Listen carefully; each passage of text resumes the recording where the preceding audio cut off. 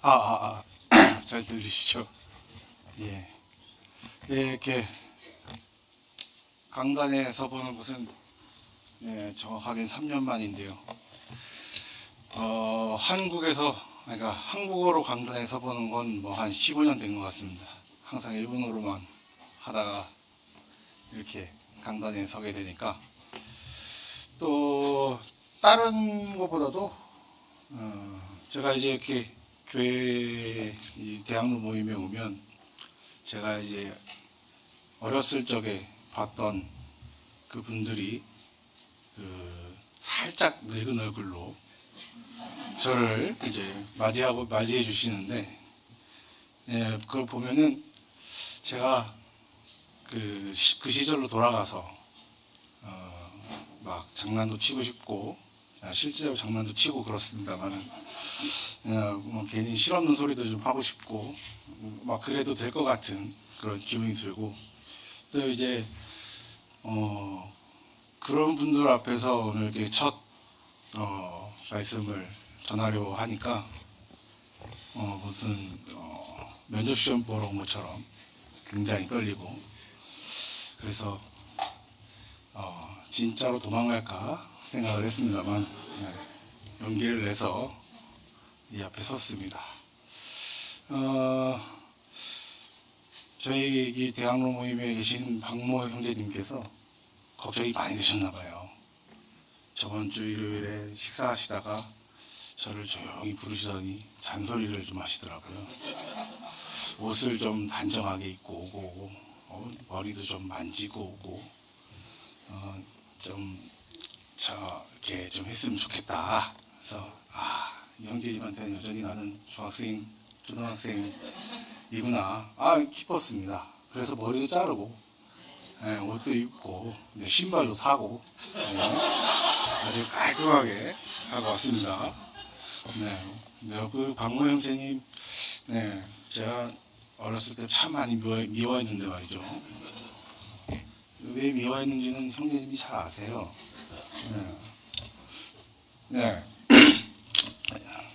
여담은 여기까지만 하고요.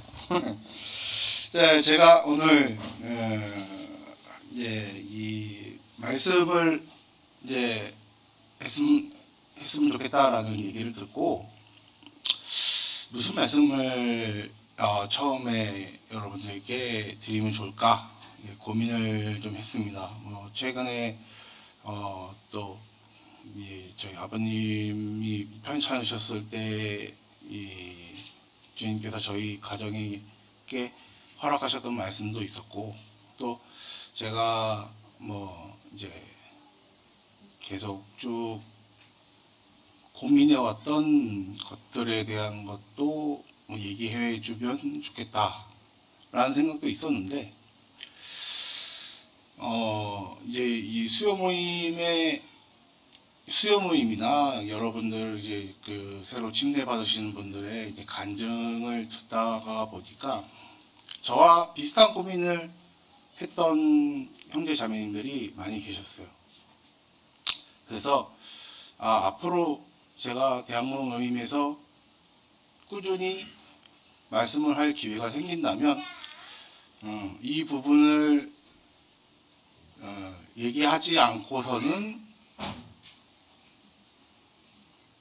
내가 앞으로 말씀을 진행하기 어려울 수도 있겠다 싶어서 오늘 제가 준비한 말씀은 제가 지금까지 느꼈던, 제가 옳다는 건 아닙니다.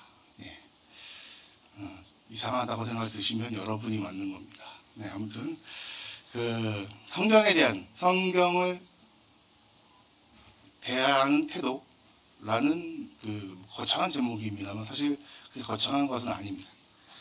성경을 대하는 태도에 대해서 제가 고민해 왔던 것들을 여러분들께 이제 짧은 시간이지만 한번 나눠보고자 합니다.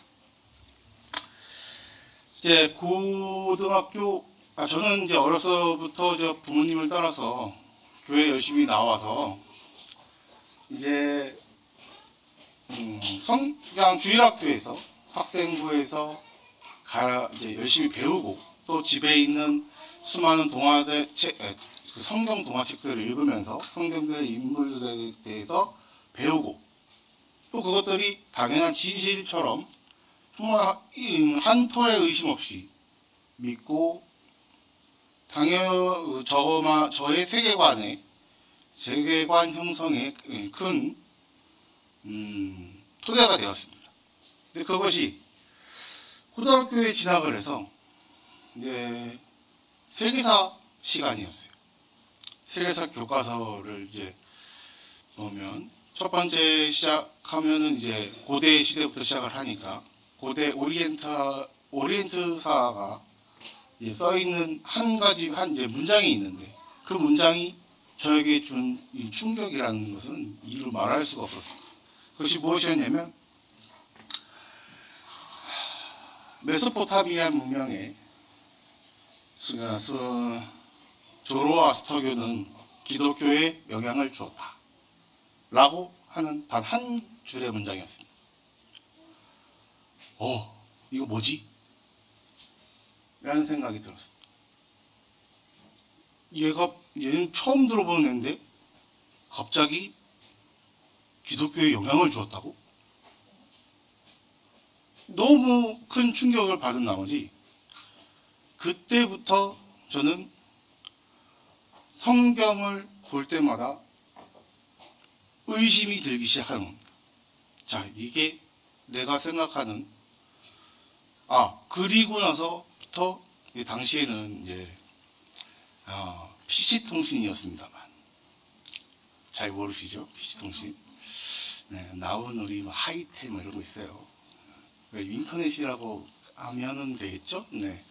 인터넷을 통해서 지금 생각해보면 검증되지도 않은 자료지만 기독교에 대한 비판, 틀린 거 이런 수많은 자료들을 접하면서 의구심이 들기 시작하는데 이 걷잡을 수 없이 커져서 내가 이 의심을 하는 것 자체가 내가 혹시 구원을 안 받은 거 아닐까 라고 난 침대까지 받았는데 내가 구원 안 받은 거 아니야? 라고 생각할 정도로 심각한 상황이 이르렀어요. 저의 믿음이 흔들리기 시작한 거예요. 이 의문이 해소되지 않으니까요. 교회에 못 붙어 있겠더라고요. 그래서 교회를 떠났습니다. 근데 이게 교회를 떠나도 이 마음에 계속 갈급함이 생겨요. 근데 가면 힘든 거예요. 저는 이것을 해결해 보고자 대학에서 역사학을 전공하였습니다. 내가 이 의문을 다 풀어보이겠다. 그 엄청난 패기로 내가 이 논쟁의 끝을 한번 보겠다. 그런 엄청난 자신감으로 역사학을 전공을 하였는데요. 굉장히 나중에 알고 봤더니 그 인터넷에 있던 수많은 비판들 중에 대부분은 역사학적 방법론에 따르면 굳이 상대할 가치가 없는 것들이 상당히 많았습니다. 근데 저는 다시 교회에 돌아가고 싶은데 아직 제 마음속에 해결도 안 되고 또 자꾸 주님을 의심하는 것 같아서 너무 힘든 거예요.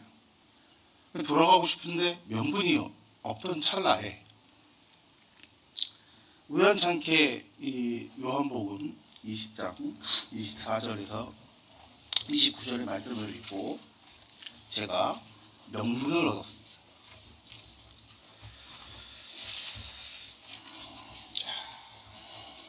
이게 유명한 얘기죠.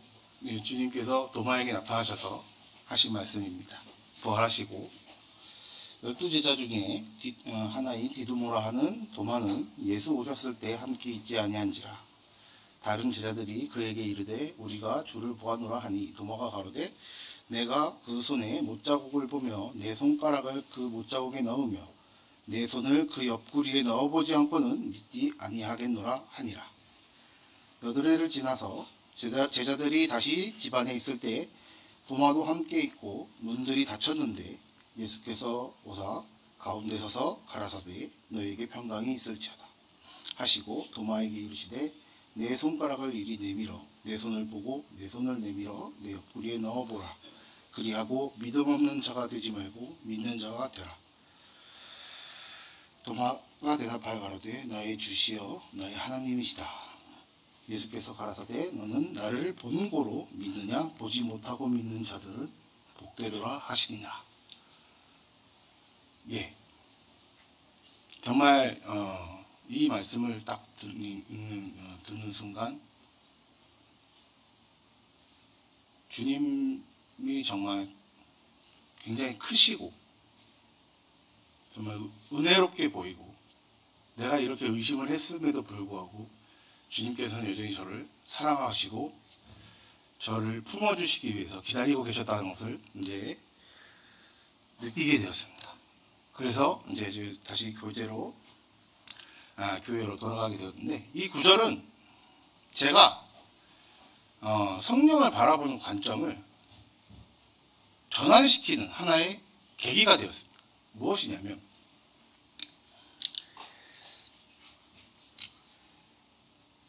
성경에 기록된 사실들을 접하고 이에 대해 의문이 생기는 것은 현대사회를 살아가는 우리들에게는 어쩌면 굉장히 당연한 일입니다.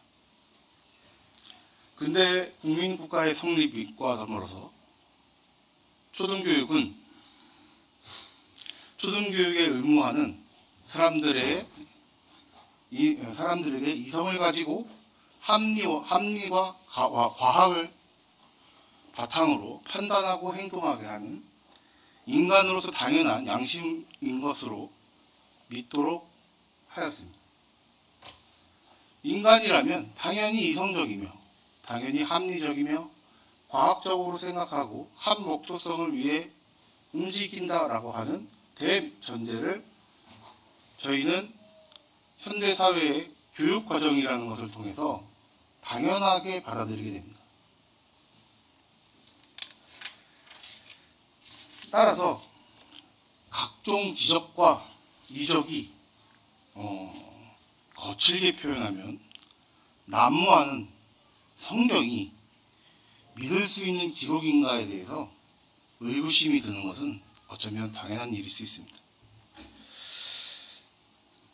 그 반대로 그런데 여기서 한 가지 생각을 해보시면 지금 이 현대를 살아가는 저희들은 인간의 이성과 합리성에 대해서 그리고 과학의 불변성에 대해서 그리고 확증성에 대해서 의심을 쉽게 가지지 않는다는 점을 여러분들 쉽게 생각하지 못하실 겁니다. 당연히 이게 맞는 거지. 이렇다고 하잖아. 누가 봤대.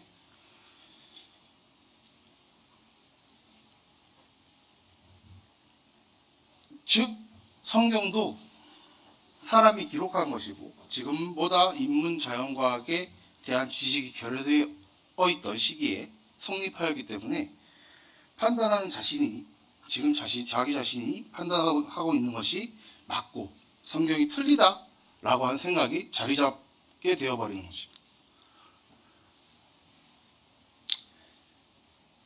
이에 대해서 저는 이제 관점을 뒤집어서 이제 생각을 해보기로 한 것이었습니다. 인간의 지적 능력이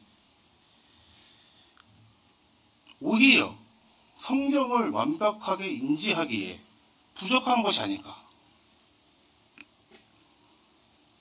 오히려 우리는 아직 이 책을 소화할 수 있는 능력이 없는 거 아닌가.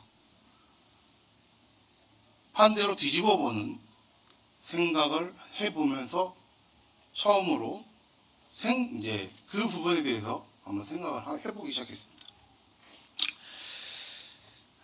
그래서 이제 예를 좀 들어보자면 인간이 발견하고 입증했다고 하는 자연과학에 대해서 한번 생각을 해보도록 하겠습니다. 저희 때 교과서에는 이런 말이 써 있었습니다. 석유는 앞으로 50년이 지나면 고갈될 것이다. 대체 에너지를 만들어야 된다. 그리고 석유는 고생대 생물이 지층에 쌓이면서 화학 반응을 일으켜서 생성된 것이다 라고 하는 것들이 교과서에 당당하게 실려 있었습니다. 이 두 명제는 근데 지금 이 주장을 믿는 이 주장은 교과서에도 없고 이 주장을 얘기하면 오히려 옛날 사람이라고 비웃음당하는 그런 이제 명제가 되어 있습니다. 네, 30년 정도 흐르니까 석유는 인류가 멸망할 때까지 고갈하지 않을 것이며 석유와 공룡의 관계는 전혀 관련성이 없다라고 하는 것이 지금 현재의 이론인데요. 이것은 인간이 과학 영역에 대해서도 자연의 섭리를 완벽하게 인지하지 못한다라고 하는 것을 반증하는 것이라고 저는 생각이 됩니다.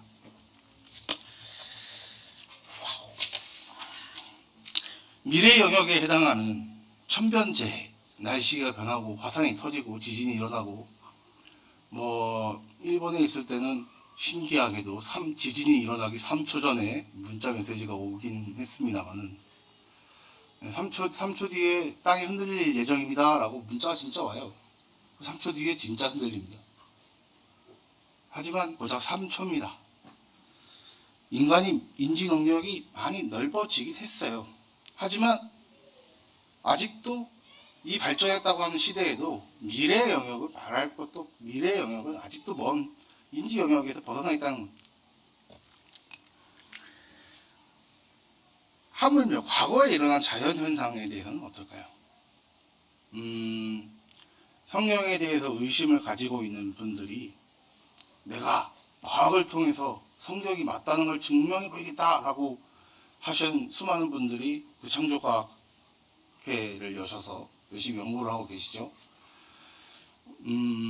출애굽에 대해서 내가 출애굽은 정말 홍해가 갈라졌어 라는 걸 증명하기 위해서 수많은 사람들이 홍해가 어떻게 갈라졌는지를 막 연구를 합니다. 별의별 논문이 다 있어요. 여러분들 보시면 깜짝 놀랄 겁니다. 이렇게도 물이 갈라질 수 있어? 라는 생각이 들 정도로 어마어마한 논문들이 존재하고 있어요. 그런데 그런 부분에 대해서도 지금 빙하기가 어떻네 저러네 하지만 과거에 일어났던 자연현상도 인간은 아직 다 해석을 하지 못하고 있습니다. 인간이 세균을 인지한 것은 400년밖에 되지 않습니다. 그전에는 병을 일으키는 원인이 세균이라고 얘기했다가 돌멩이 맞고 그랬어요. 지구가 둥글다고 했다가 화형시키네 마네 이러고 태양이 지구를 돈다 그랬다가 이런 신성모독이라고 성경에 어디도 써있지 않은데 말이죠. 인간이 그런 존재입니다. 인간이 살아가는 데 필요한 산소가 발견된 것도 400년밖에 안 됐어요. 인간의 인지 영역은 여전히 좁다는 것을 자연과학을 통해서도 알 수 있다는 겁니다. 성경에 기록된 사실에 대해서 당대의 기록이 아니라서 틀릴 수 있다는 부분을 많이들 지적을 합니다. 네. 과거의 역사에 대해서 연구를 하다 보면 기록이 차지하는 비중은 굉장히 적어요. 문헌사료 막 돌 찾으러 다니고 돌에 글씨 하나 써 있으면 얘가 무슨 글씨인지 막 탁본 떠가지고 막 그런 거 합니다. 근데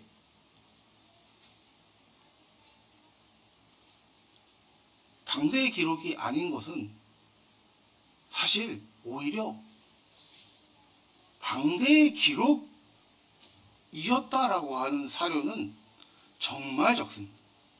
대부분의 사료가 당대 사료가 아니에요. 고대의 경우엔 더더욱 그렇습니다. 구약에 대한 내용을 당대 사료를 찾겠다라고 하는 건 욕심입니다. 성경과 뭐 정말 사실이 그때 당시에 어떤 일이 벌어졌는지 정말 알고 싶다면 성경과 그 지역에서 출토된 비석들이라든지 문헌이라든지 종합해서 파악하는 것이 맞는 것입니다. 따라서 이 당대 기록이 아니기 때문에 성경은 틀릴 수밖에 없어 라고 생각하는 것은 굉장히 오만한 생각이라고 하는 것입니다. 자, 이제 그럼 인간은 이성적이고 합리적인가 하는 부분에 대해서 한번 생각해 보고자 합니다. 사실 인간이 이성적이고 합리적이지 못하다는 것은 성경에 산더미처럼 써 있습니다. 어렸을 때 이야기 성경 그 동화책을 보면 저는 어렸을 때 막 한숨을 쉬고 그랬어요. 이스라엘 백성을 하나님이 선택한 이유는 얘네들이 전능하라서 그런가? 얘네 왜 이러지? 그렇지 않습니까? 하나님 살려주세요 했더니 살려줬어요. 그랬더니 갑자기 송아지 데려와요. 송아지 섬겨요. 우상 섬기고 그러고서 그 은혜를 또 잊고 하나님 열받아가지고 심판 내려요. 또 죽겠다고 살려달라 그래요. 그걸 계속 반복합니다. 이런 놈들이 다 있어. 저는 어렸을 때 그렇게 생각을 했거든요. 물론 이 모습이 내 모습이다 라고 깨닫기까지는 많은 시간이 걸렸습니다만 정말 대단한 사람들이었거든요. 사실 이성적이고 합리적이지 못하다는 중간에 성경이 많아요. 근데 성경에 의구심이 든다니까 그러면 성경이 아닌 것에서 내가 이성적이고 합리적이지 못하다는 부분을 한번 찾아보자. 찾아보면 아주 간단하게 찾을 수 있습니다. 여러분들이 잘 알고 계시는 아담 스미스. 딱 보면 딱 나오죠? 모르십니까, 설마? 보이지 않는 손은 들어보셨죠? 시장을 보이지 않는 손이 잘 조절해가지고 우리는 모두 잘 먹고 잘 살기 수 있게. 왜냐하면 인간은 이성적이고 한 목적을 가지고 있기 때문에 합리적이기 때문에 합리적인 소비를 하기 때문에 이 형제는 가만히 냅두면 알아서 잘 돌아갈 것이다. 그 결과가 무엇이었습니까? 세계 경제 대공황이었습니다. 사람은 절대 이성적으로 합리적으로 가격을 정하고 소비하지 않아요. 너무나 쉽게 알 수 있습니다. 한국에서만 봐도 알 수 있죠. 한번 올라간 라면 가격은 내려오지 않습니다. 한번 올라간 빵 가격은 안 내려옵니다. 이것이 바로 원자재 값을 최근에 이런 뉴스가 나왔죠. 돼지를 도축하는 도매 가격은 역대 최저랍니다. 그런데 식당에서 파는 삼겹살 가격은 역대 최고가예요. 이게 어딜 봐서 인간이 이성적이고 합리적입니까? 왜? 그런 얘기도 농담 삼아서 많이 하잖아요. 돈 앞에 장사 없다. 똑같습니다. 이성적이지 않고 합리적이지 못합니다. 또 한 가지 말씀드리면 예전에 왜 독일 딱 가면 세상에 그 수많은 철학자들 막 우리 머리를 막 아프게 하고 시험 기간 내내 막 머리를 터지게 만들었던 그 철저한 합리주의의 그 덩어리 같은 독일. 민주적인 사람들에게 민주적인 절차에 의해서 민주적으로 뽑힌 의회가 만든 법은 정당하다라고 하는 굳센 믿음이 무엇을 만들었습니까? 히틀러를 만들었습니다. 히틀러는 위법한 행위를 폭동을 일으켰을 때는 빼고요. 정권을 잡은 이후부터 단 한 번도 위법한 행위를 한 적이 없습니다. 다 법에 있었거든요. 이성적이고 합리적이지 못합니다. 법에 의해서 유대인을 싸그리 잡아다 싸그리 처단을 했습니다. 법을 그렇게 정했거든요. 바로 인간이 이성적이지 못하고 합리적이지 못하다는 것을 보여주는 대표적인 예가 될 것입니다. 성경은 아담과 하와가 선악과를 먹은 그 순간부터 사람이 이성적이지 못하고 합리적이 않다는 것을 수차례 증거하고 있습니다. 첫 번째로 제가 그렇다고 느꼈던 거 뭐냐면 창세기 4장 2절에서 9절에 나오는 그 유명한 가인에 대한 이야기입니다.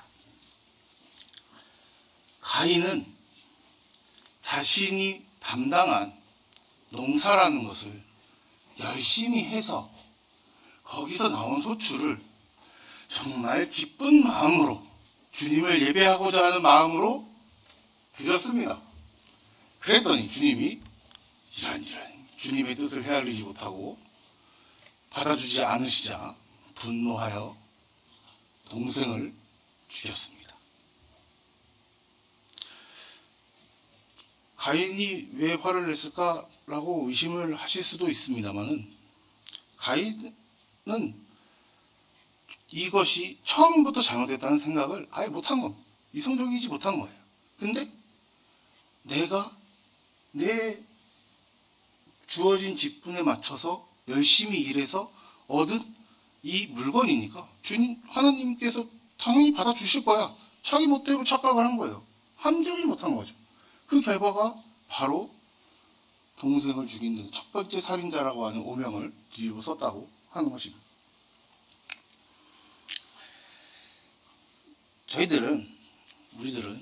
저는 믿음이 굉장히 연약해서 쉽게 흔들리는데 이게 옳은 일은 아닙니다만은 그럴 수밖에 없는 존재라는 것은 성경은 아브라함을 통해서도 수차례 증거하신 바 있습니다. 믿음의 조상이라고 하는 내가 아브라함의 절반만 되는 믿음을 갖고 있었다면 내 믿음이 이렇게까지 흔들리지 않을 텐데라는 생각을 많이 해본 적이 있습니다만 성경은 아브라함을 통해서도 사람은 쉽게 믿음이 흔들린다는 것을 많이 증거하고 있습니다. 출애굽한 이스라엘 백성들은 주님께서 불기둥과 구름기둥, 홍해의 기적, 물도 주고 배고프다니까 만나도 주고 고기 먹고 싶다고 졸라서 메추라기도 줬습니다.